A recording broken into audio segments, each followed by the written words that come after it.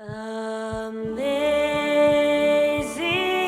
grace, how sweet the sound that saved a wretch like me. I once was lost, but now I'm found. Was blind, but now I see.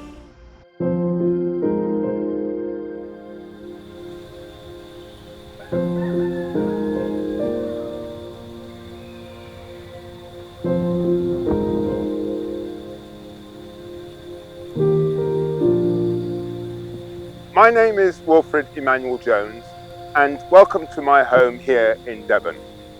I'm 62 years old, and 5 years ago I was diagnosed with acute myeloid leukemia. At the time, most of the doctors thought I would not survive. 5 years later, here I am, thank God. But this film is not going to be about AML. In fact, it's going to be about what happens next. It's what I call the punch in the stomach. The thing that comes along and says, well, you may have survived AML, but you now try and cope and deal with this.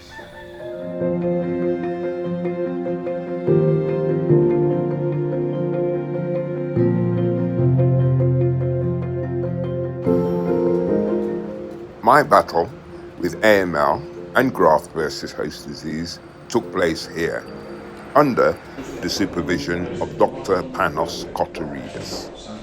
Leukemia is very, very typical. So it is a disease that develops over a period of a few weeks or months. So when we ask patients about the previous history, patients will normally say, oh yes, everything was fine. I was absolutely fine till 5 weeks ago when I started feeling a bit tired. So everything happens within, I would say, a month. And from the time that we diagnose acute leukemia, acute myeloid leukemia, we need to treat the patient. So in hematology, leukemia doctors say that we need to treat leukemia before the sunset, if not yesterday.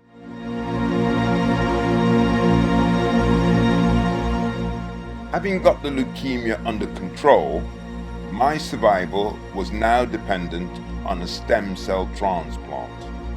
A worldwide search didn't find a match. Time was something different. In your case, unfortunately, none of your siblings were matched with you. However, one of them was what we call haploidentical, so 50% match with you. And this is a new technology. And when I say new, I mean, I would say within the last 10, 15 years, there is a lot of new technology in this type of transplant, where 20 years ago, when I was a junior doctor, this type of transplants were not successful. And then during your transplant, I remember that the procedure was slightly tough for you. I mean, a lot of patients will be able to go home within 3 or 4 weeks. Unfortunately, we were not one of them, where you had prolonged hospitalization, you have the admission in the intensive care unit, and then you had some complications, including acute graft versus host disease. Does GVHD go away? It can go away in a lot of patients. We treat acute GVHD successfully and never comes back. We can have cases where chronic GVHD can be treated successfully and again without any residual problems. But unfortunately, we have cases like in your case, where some degree of GVHD can remain all the time. We do this job simply because we still think that we can cure a lot of patients. So up to 60% of patients can be cured with hematological malignancies. and this is always the drive for us to work hard in order to achieve and to further improve our results. I'm very pleased that you have done so well, and always we try our best in order to achieve good results with our patients. It is not easy, but it is still achievable. Some patients hero worship their hematologists. Well, you can see why when you go from this to life. The sound. Not many organizations could say that they could make the difference between life and death. Anti-Nolan are a stem cell registry, and they match these amazing people that are willing to donate their stem cells or bone marrow to people that need that have got blood cancers or blood disorders that need stem cell transplants to save their life. And I think one of the challenges is none of us really know exactly what's going to happen when someone has a transplant. We know that people will struggle with infections, with fatigue, with nutritional problems, etc. But we don't know things like who's going to get GVHD. We may have an idea of someone who might get GVHD, but we don't know for sure. So it's quite challenging for patients to actually know what to expect in their recovery. I feel very strongly that Anti-Nolan support patients and families pre, during and post-transplant.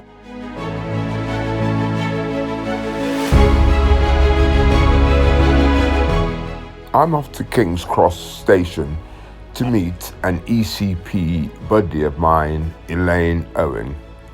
She benefited from an Anti-Nolan stem cell transplant. Her own issue now is dealing with graft versus host disease. I look better than I am, I think. I am very well, but there are underlying things that still aren't quite right. I still have problems with my gut, which is part of the GVHD, and my skin is shot to pieces. You know, it's very thin, it rips. I've only got to touch on something and it rips open. And I know I went through a hell of a time. I mean, literally, I know at the time, thinking I would never walk again, I'd never eat again, particularly after the transplant. I felt like I was dying. There was sickness, there was diarrhea, there was no control of your bodily functions at all. I couldn't eat, I couldn't drink, I couldn't get out of bed. I was in and out of consciousness. The rooms I was in, I don't know about where you were all sealed windows. And I said, I know why you have the windows sealed, because people would throw themselves out feeling like this. Because not only because of the pain and how you were physically feeling, but how you were mentally feeling as well. It was just dark.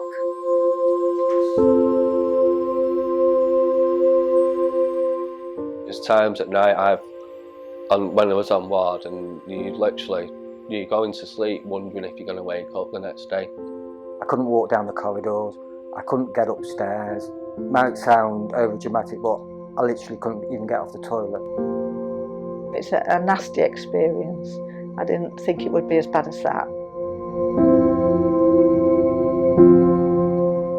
I think the mental side of it is huge.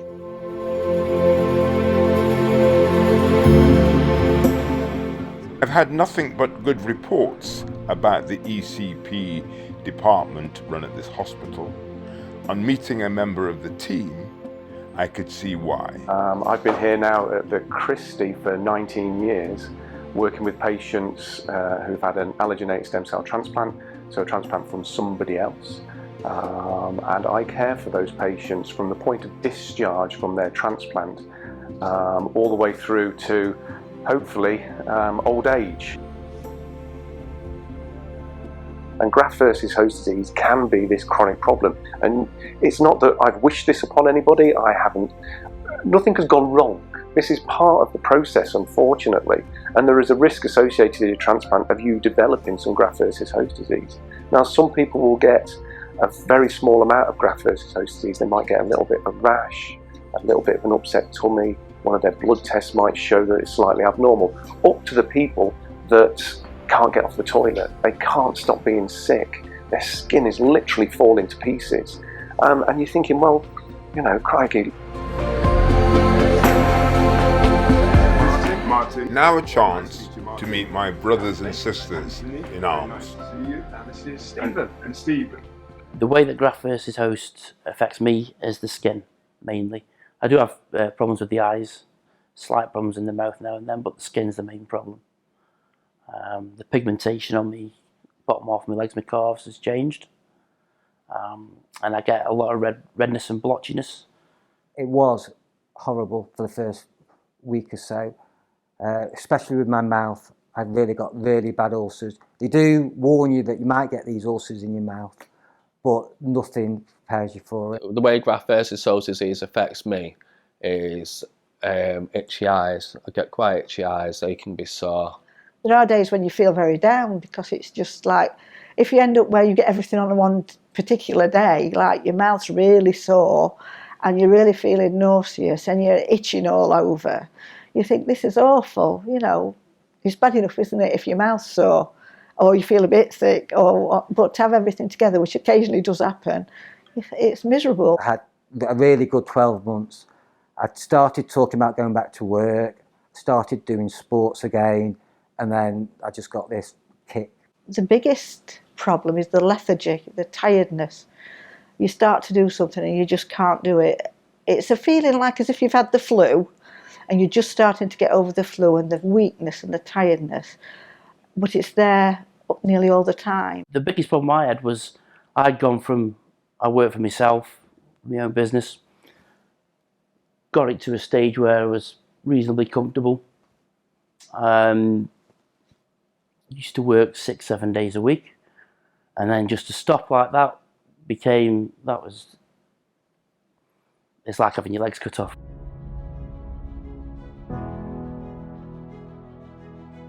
When I was on the Palatine, there was a lady called Camilla.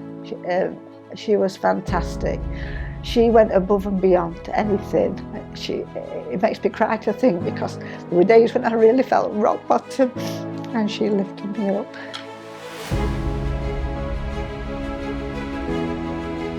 You'd be amazed on the Palatine ward, actually, how comfortable they can make you feel in such a prominent time of your life. During the dark times, a kind, compassionate nurse can make all the difference. And I witness it every fortnight when I go to Guy's to receive my ECP treatment. I have to introduce you to Wilfred and Manda, because these two nurses were here from when I came from day one.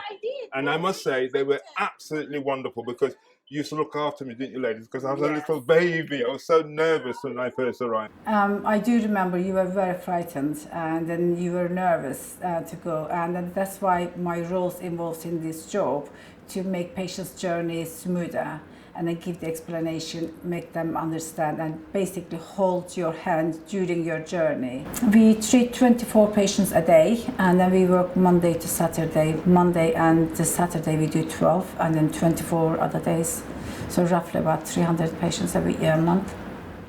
Hello, Fiona, how are you? Hey, Wilfred, you're looking very well. Oh, thank you very much. It's really nice to be here. You're pretty modest, because you're the gaffer of this unit, aren't you? Well, yeah, I'm the consultant in charge. Use the word gaffer.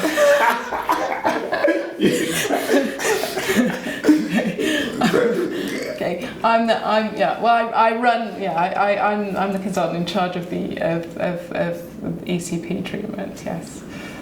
And it's not just a unit; it's one of the biggest units in the world, I understand. Yeah. When patients first come to their first clinic appointment, they're often very anxious about the treatment and the commitment that it involves, because it does mean, particularly when you first start, coming up on 2 consecutive days every 2 weeks. In the past, ECP has been used as a treatment for chronic graft versus host disease, but more recently, more and more patients are being treated who have acute graft versus host disease. The difficulty in treating patients with acute GVHD is they're often very unwell and are based in different hospitals around London. So at the moment we are setting up an outreach service. Patients who are often reluctant to start treatment after a few months find, as well as having the treatment, they have the opportunity to meet other patients with similar problems, and many of them actually make very good friends whilst they're here.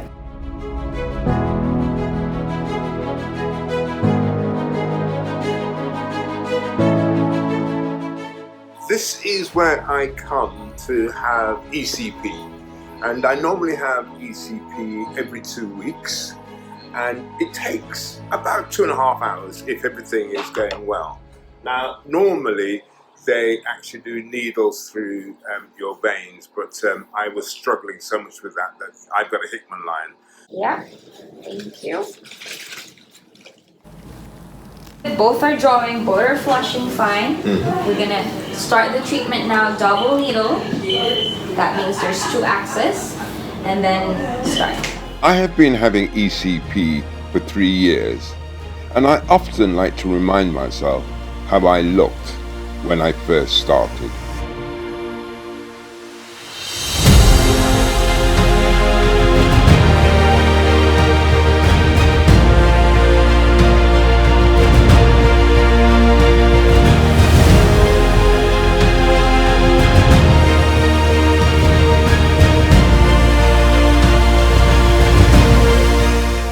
I'm going to have to apologise for the section, so if any of you are squeamish, I think this is the time to look away. But it's the only way I can actually illustrate what it's like to have graft versus disease in the eye. So let me get a little closer, as far as close as I possibly can to the lens. Now, this is my worst one, my left hand. So if I look into it now, you'll see how red it is all around. Red, and sometimes, well, quite a lot of times, there's mucus strands all over it. So that's the left. The right isn't as bad, but it's still irritating and awfully painful. And it's like having grit in your eyes all of the time. All right, this is what I find myself having to do when my eyes get so unbearable. I have to come in and give them a bathe, and I might have to do this up to 4, 5, 6, 7, 8, 9, 10 times a day. Oh God, this is what I would call one of my worst things about graft versus host disease.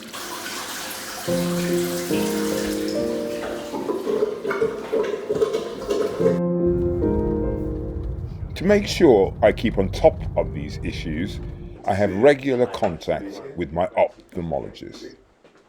Graft versus host disease is actually quite awful. Up to 70% of people who have chronic graft versus host disease have eye problems, and it's not really that well known amongst all the hematologists and even some ophthalmologists, but the symptoms are awful if not managed properly. And even managing it is a difficult thing as well, because it's multifaceted and not the treatments aren't totally effective either. So patients, start to get back to normal life apart from the pain which they have from their eyes, and that's kind of an ongoing issue. Everyone's scared about losing their eyesight, and that's horrible. If you lose your eyesight, it's terrible. And you can lose your eyesight with this. You can? You can do, yeah. And how does it get to that extreme that you could... If the eye remains dry, it gets infected, you get corneal melt, peripheral corneal melt on the edges of your cornea, so it can be devastating. Graft versus host disease can also affect you in other unexpected areas of the body.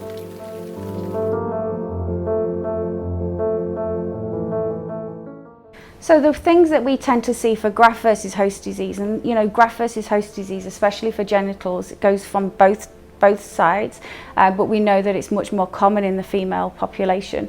It can be complete dryness, it can be stenosis of the vaginal wall, so that actually closes up completely, and some of our patients have actually needed to have surgery to reduce strictures within the vagina.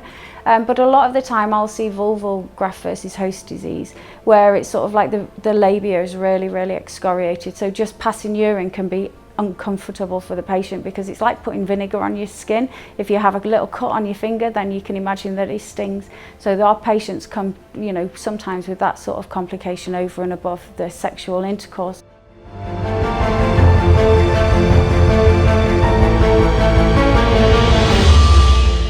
We know that cancer patients, often relationships will break down because of, one reason or another, because of their cancer journey, really. So trying to prevent it from being due to a sexual reason would be helpful if that was a complication.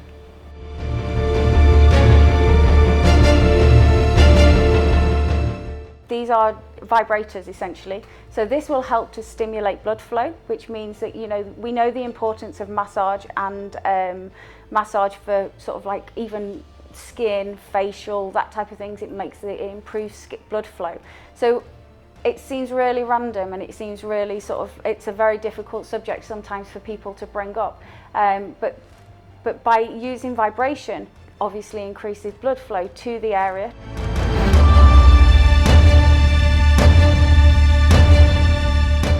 For those patients that have come to me at like 2 years post-transplant, not had sex for perhaps a year, 2 years, and actually getting back to that stage, this gives the woman confidence. It gives them confidence that they can, that they can feel something. It gives them that blood flow, perhaps increases their natural lubrication.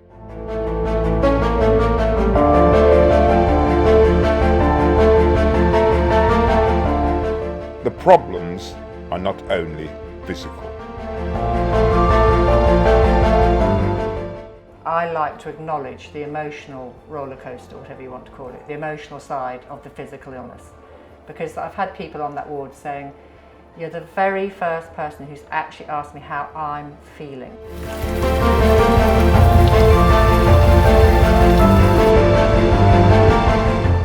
I think it's just such a dark, long, lonely tunnel, which feels unimaginably hard to get to the end of, to get the light at the end of it. And some people don't, some people die. And I think most people find it incredibly hard.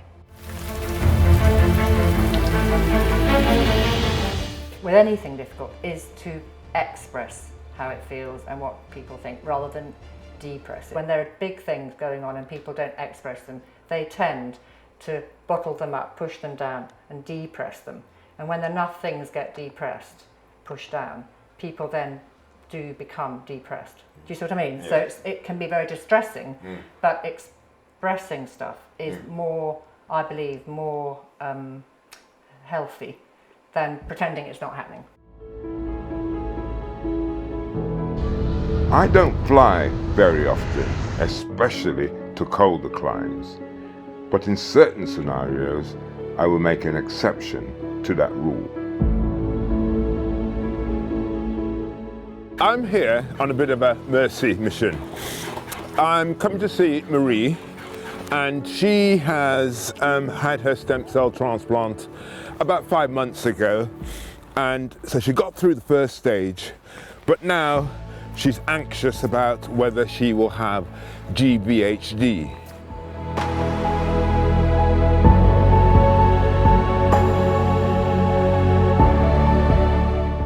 Yeah, I had ECP. It started about 2 weeks after the transplantation, the stem cell transplantation. And I had, the first 2 weeks, I had 2 treatments a week. And then 4 weeks after that, I had 1 treatment a week. What I feel now is that the period after the stem cell transplantation and after going home from hospital is probably more tough than the time in hospital, because you're on your own. You're in the normal world with all healthy people around you. You're realizing what has happened. You have time to think about the treatment, about all the things you went through in the hospital, about the illness you have. And the mentally thing is quite heavy actually after you are out of hospital and on your own. And you're just sitting at home and you have good days and bad days. I have some days that I just feel like just want to stay in bed. I'm so tired. So I don't have my energy back. I want to have my energy back. I want to work again. I want to be myself. I lost my hair. I lost my identity. I put on some clothes and I think it's not me, because I have like just tiny little hairs on my head, and I had just long, blonde, nice hair.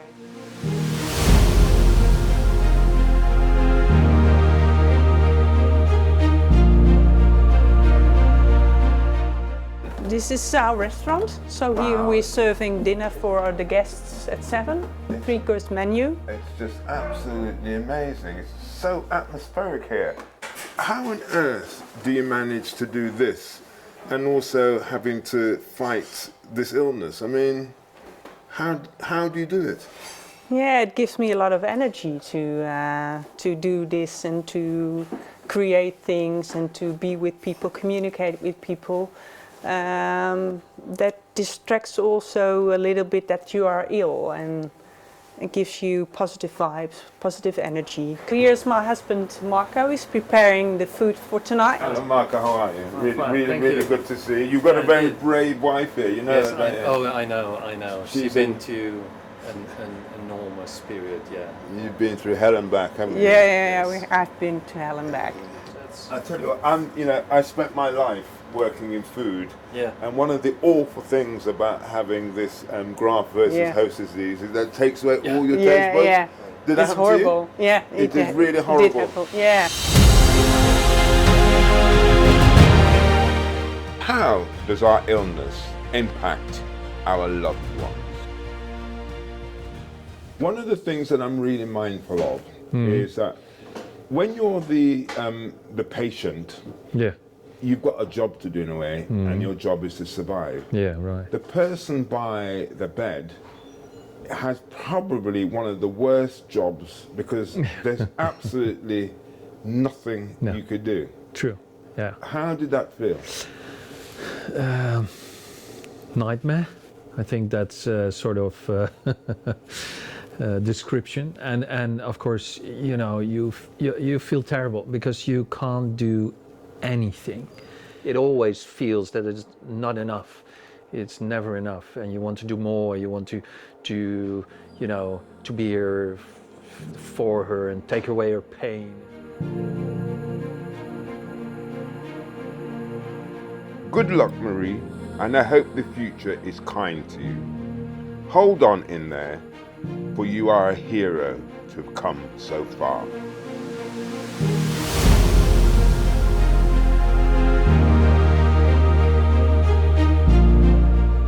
Before returning back to the UK, I must visit a hospital in Oslo that has an ECP unit managed by a phenomenal nurse.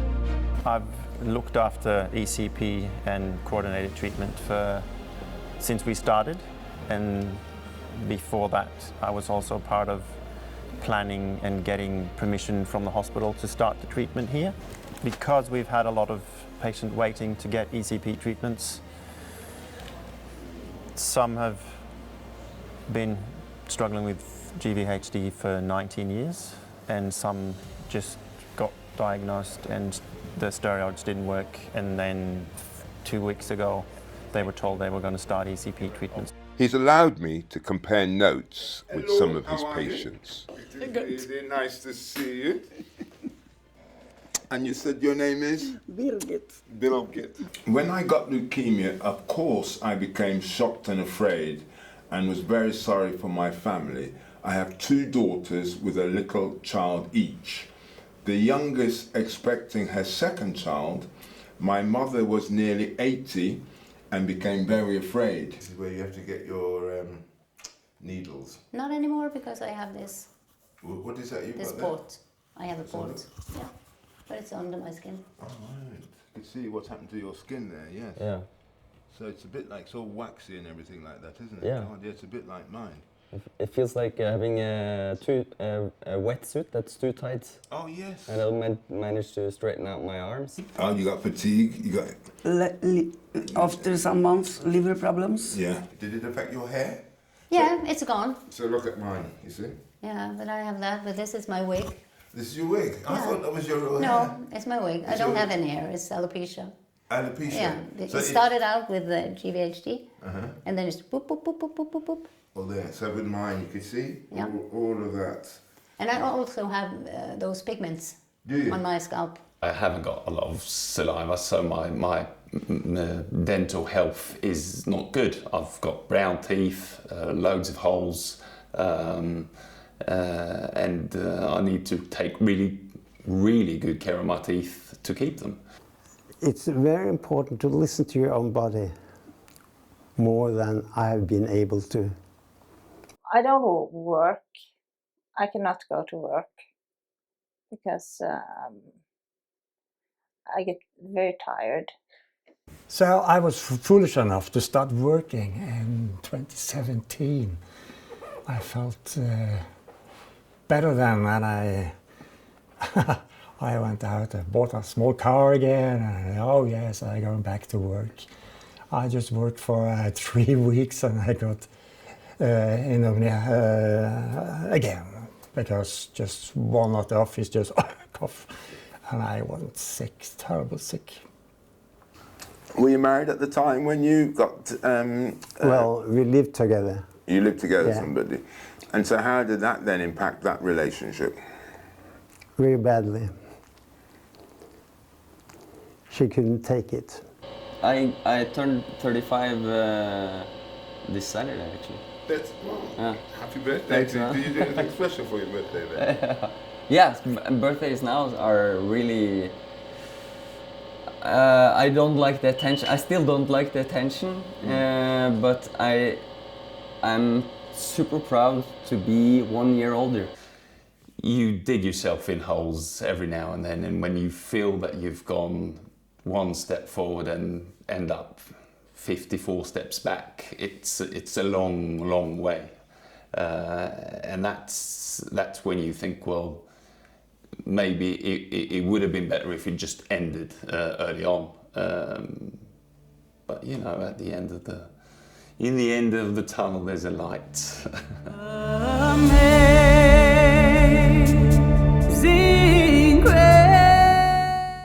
That tunnel, at times the darkness is frightening and overwhelming, and your only solace is that mighty, powerful light willing you towards it.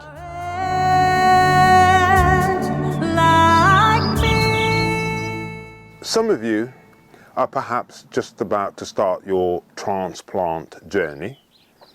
Others may be going through the great GVHD battle. Wherever you are on that journey, I'd like to wish you good fortune, because boy, I know the pain, the agony, the anxiety that you'll be going under. But try and keep faith. But perhaps more important than that, try and hold on to hope. Because with hope comes miracles.